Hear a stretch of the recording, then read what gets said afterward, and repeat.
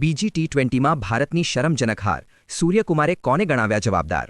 South Africa સામેની બીજી T20 મેચમાં ટીમ ઇન્ડિયાની કારમી હાર બાદ કેપ્ટન સૂર્યકુમાર યાદવે હારના કારણો અને જવાબદાર ખેલાડીઓ વિશે ખુલીને વાત કરી છે.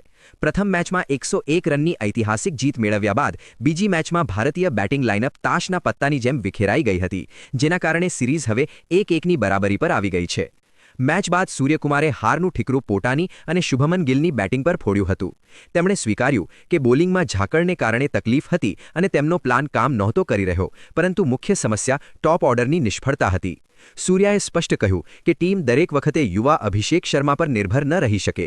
શુભમન ગિલ પહેલા જ બોલે આઉટ થયા અને કેપ્ટન પોતે પણ માત્ર 5 રન બનાવી શક્યા હતા. 2025ના આંકડા જોઈએ તો ગિલ અને સૂર્યા બંનેનું ફોર્મ અને સ્ટ્રાઇક રેટ અત્યંત સાધારણ રહ્યા છે. જો ભારતને આ સિરીઝ જીતવી હોય તો આ સિનિયર ખેલાડીઓએ મેદાનમાં ટકીને મોટી ઇનિંગ રમવી જ પડશે.